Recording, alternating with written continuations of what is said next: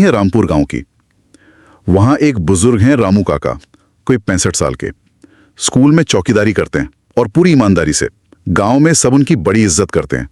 मतलब कभी कोई गलत काम में उनका नाम नहीं आया। पर फिर एक रात स्कूल के दफ्तर से 50,000 रुपए चोरी हो जाते हैं और बस यहीं से कहानी पूरी तरह बदल जाती है। हाँ, और ये बड़ा दिलचस्प मोड़ है। होता क्या है कि शक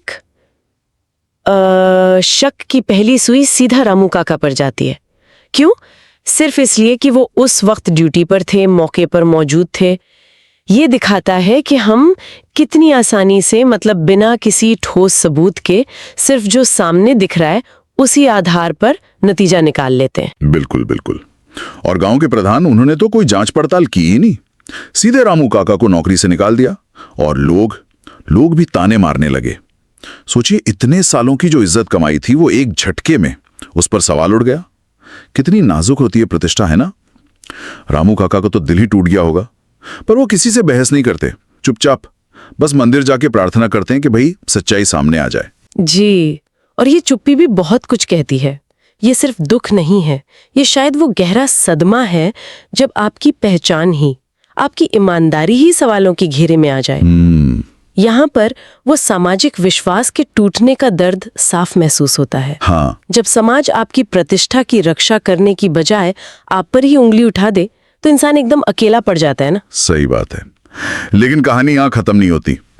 स्कूल का ही एक छात्र है अमित। वो क्या कहते हैं, सीसीटीवी कैमरे ठीक करने में माहिर है। वो पुराने रिकॉर्ड्स देखता है। और देखिए, यहाँ तकनीक कैसे काम आती है, एक महत्वपूर्ण भूमिका निभाती है।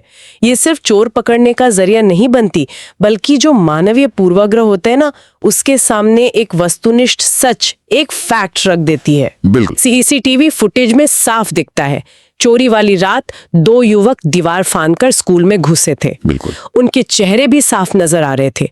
अब इससे पक्का सबूत और क्या होगा। बिल्कुल।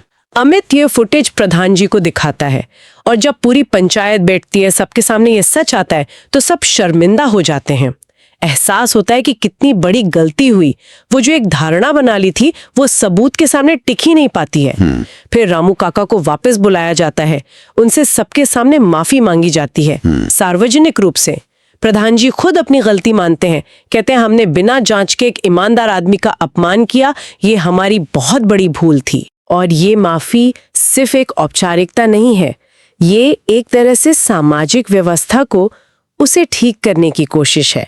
हालांकि सवाल ये भी है कि जो मानसिक पीड़ा रामू काका ने सही, क्या उसकी भरपाई हो सकती है? शायद पूरी तरह तो नहीं, पर हाँ, जब सबके सामने गलती मानी जाती है तो कुछ हद तक सम्मान जरूर बहाल होता है। ये एक तरह से सामूहिक भूल सुधार का क्षण है। हाँ, गांव वाले उन्हें न सिर्फ चौकीदार की नौकरी वापस देते हैं, बल्कि सम्मान के तौर पर उन्हें एक सम्मान पत्र और शॉल भी भेंट करते हैं। रामू काका की आंखों में आंसू आ जाते हैं, लेकिन ये आंसू अब दुख के नहीं हैं, ये सच्चाई की जीत के हैं, अपने आत्मसम्मान के वापस मिलने के हैं। ये कहानी सच में सम्मान के सच्चे मूल्य को बहुत खूबसूरती से दिखाती है कि असली सम्मान आपके चरित्र से आता है, आपकी ईमानदारी से, पद या पैसे से नहीं। और ये भी कि प्रतिष्ठा कितनी नाजुक हो सकती है, और सच को सामने आने में भले थोड़ी देर लग जाए, पर अंत में जीत उसी की होती है। ये कहानी हमें जल्दबाजी में फैसले लेने से बचने को कहती है। हाँ, और ये भी सोचने पर मजबूर करती है कि कैसे जैसे ही शक का माहौल बनता है, हम सबसे आसान निशाने को पकड़ लेते हैं।